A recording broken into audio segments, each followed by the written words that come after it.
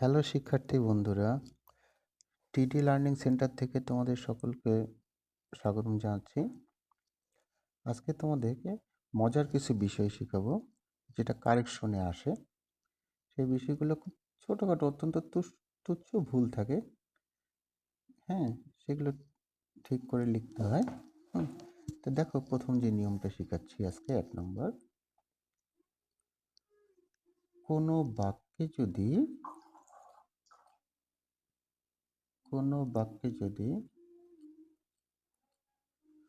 Comparatively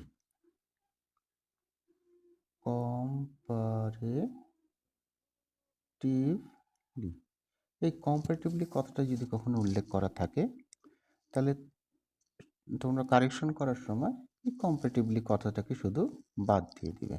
কেমন? যেমন দেখো, আমি একটা উদাহরণ দিই। দিলে যে হি ইজ কম্পারেটিভলি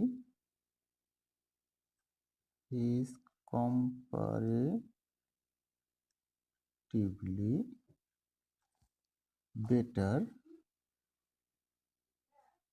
টুডে। ঠিক আছে? তাহলে তুমি সহজভাবে কি লিখতে পারো? কম্পারেটিভলিটা মানেই তো হচ্ছে তুলনামূলকভাবে। এটা একটা কম্পারেটিভের কাজ করে, হ্যাঁ, যার জন্য কম্পারেটিভলিটাকে বাদ দিলে হয়, কারণ বেটার মানে হচ্ছে তুলনামূলকভাবে ভালো।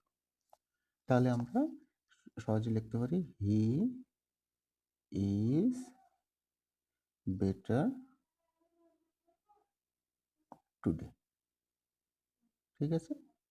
বুঝে গেছে? এটা একটা সহজ নিয়ম। এটাকে আরেকভাবে কিন্তু করা যায়। তোমার যদি ইচ্ছে হয় যে তুমি কম্পারেটিভলিটাকে রাখবে, তাহলে রাখতে পারো। সেই ক্ষেত্রে এই বেটারটা যে রয়েছে না, এটা কিন্তু পজিটিভ ডিগ্রি করতে হবে। ঠিক আছে? তুমি নর্মালি কম্পারেটিভলিটাকে বাদ দিয়েই করতে পারো, কিন্তু যেহেতু কম্পারেটিভলি কথাটার পর কোনো কম্পারেটিভ ডিগ্রি হবে না, তখন তার পজিটিভ ডিগ্রিটা আনতে হবে। তাহলে আমরা এটাকে কীভাবে লিখতে পারি? তাহলে আমরা লিখতে পারি হি ইজ কম্পারেটিভলি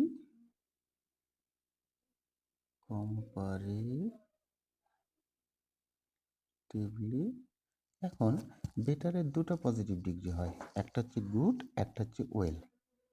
ঠিক আছে? তো সেই ক্ষেত্রে গুড মানে হচ্ছে কিন্তু চারিত্রিকভাবে ভালো, আর ওয়েল মানে হচ্ছে শারীরিকভাবে ভালো। তাহলে এখন যদি আমরা গুড দিই, তাহলে ধরা হবে কি, যেহেতু টুডে রয়েছে, তাহলে ধরা হবে কি যে এতদিন তার চরিত্রটা খারাপ ছিল, আজকেই তার চরিত্রটা ভালো হয়েছে। এটা কি ভালো লাগে? আর যদি ওয়েল দেই, তাহলে হচ্ছে শারীরিকভাবে, অর্থাৎ বলা যায় যে এতদিন তার শরীরটা খারাপ ছিল, আজকেই শরীরটা তুলনামূলকভাবে ভালো। কারণ তোমরাই বলো যে চরিত্রগত দিকটা একদিনে ভালো হবে না শারীরিক দিকটা ভালো হবে? অবশ্যই শারীরিক দিক। সেই জন্য এখানে গুড না দিয়ে দিতে হবে কি, well. He is comparatively well today. তবে এর মধ্যে একটা ভালো জিনিস শিখতে পারছো যে টুডে থাকলে কখনো গুড দিতে হয় না, টুডে থাকলে সবসময় দিতে হবে ওয়েল। তো বুঝে গেছে? তা আমি এখন একটা তোমাদের করতে বলি। Life is comparatively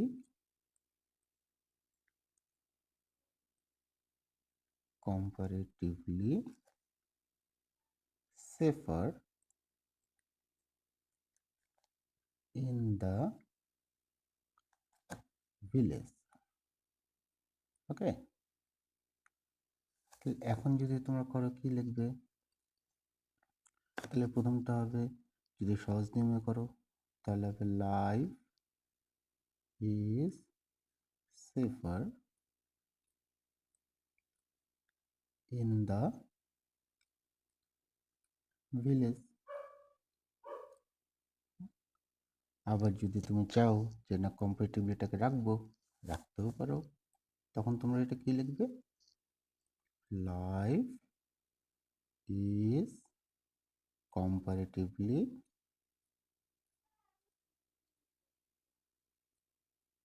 comparatively safe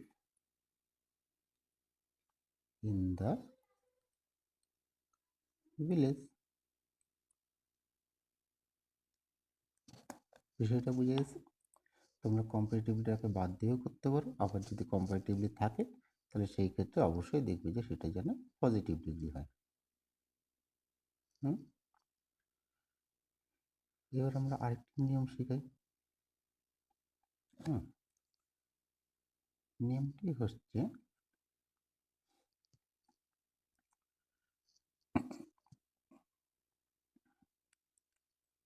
কোনো বাক্যে কখনো যদি সাবজেক্ট হিসেবে 3টি পার্সন দেওয়া থাকে, ফার্স্ট পার্সন, সেকেন্ড পার্সন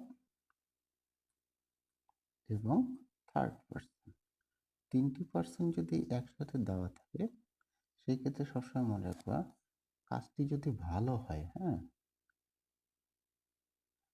ভালো কাজ হলে তখন তোমাকে দিতে হবে 231।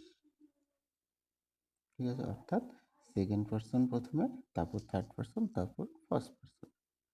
আর যদি মন্দ কাজ হয় বা কখনো দোষ স্বীকার করা হয়, দোষ স্বীকার করাই তো মন্দ কাজ, দোষ স্বীকার করা যদি বোঝায়, হ্যাঁ, অর্থাৎ কাজটি যদি মন্দ হয় তাহলে হবে সেটা 123। কোনো কোনো বই 132 দেওয়া আছে, কিন্তু তোমরা মনে রাখবে এটা সবসময় হবে 123, অর্থাৎ প্রথমে ফার্স্ট পার্সন, তারপর সেকেন্ড পার্সন, তারপর থার্ড পার্সন। এটা বলা হয় যে ইংরেজদের একটা মহান গুণ, তারা যদি কোনো ভালো কাজ করে তখন তাদের নিজের নামটাকে কিন্তু শেষেই বলে, কিন্তু তারা যখন একটা দোষ স্বীকার করে, দোষ স্বীকার করার সময় তাদের নিজের নামটাকে সবসময় প্রথমেই বলে। ঠিক রয়েছে? তো দেখো, এবার আমি একটা উদাহরণ দিই। দিলাম, হি, you and I must help the poor। ঠিক আছে, তো এখন সব গরিবকে সাহায্য করছো, এটা অবশ্যই একটা ভালো কাজ, তাই না? যদি ভালো কাজ হয় তাহলে কি হবে, 231, অর্থাৎ প্রথমে সেকেন্ড পার্সন, তারপর থার্ড পার্সন, তারপর হবে ফার্স্ট পার্সন। তাহলে এখানে হচ্ছে ইউ,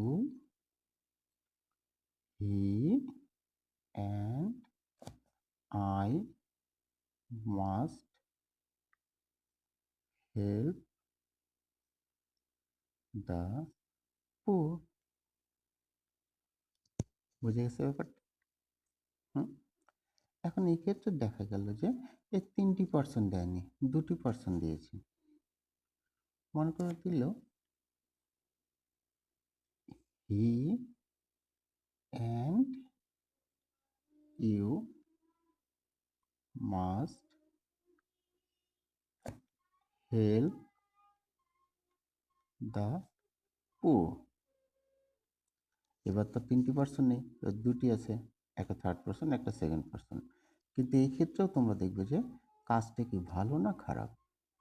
যদি যেহেতু এন্ড কাজটা ভালো, তো তুমি এই থিওরিতে আসো যে 2, 3, 1-এর মধ্যে ধরো একটি নেই, অর্থাৎ ফার্স্ট পার্সন তো এখানে নেই, এখানে কে কে আছে, থার্ড পার্সন আর সেকেন্ড পার্সন। তুমি এই সূত্রেই আগাও।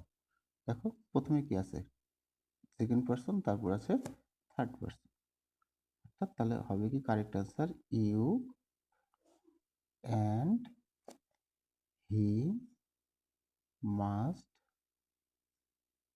Help the poor. বোঝা গেছে ব্যাপারটা?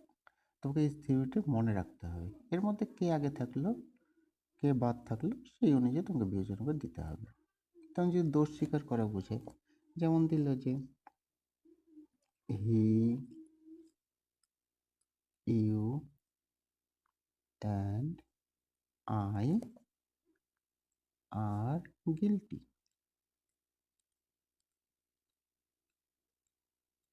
হি, you and I are guilty. তাহলে এবার তো গিলটি মানে দোষী, অর্থাৎ দোষ স্বীকার করা বোঝাচ্ছে। তাহলে কত হবে, 123। অর্থাৎ প্রথমে first person I, second person you and third person কত, হি আর গিলটি। বুঝে গেছে? এখন এখানে 3% না দিয়ে যদি 2% দেয়, অর্থাৎ দিল you and I are guilty. তখন তুমি দেখো যে কোনটা আগে আছে, প্রথমে ফার্স্ট পার্সন, তারপর সেকেন্ড পার্সন, অর্থাৎ থার্ড পার্সন তো এবার বাদ, তাই না? তখন তুমি কি লিখবা? I and you are guilty.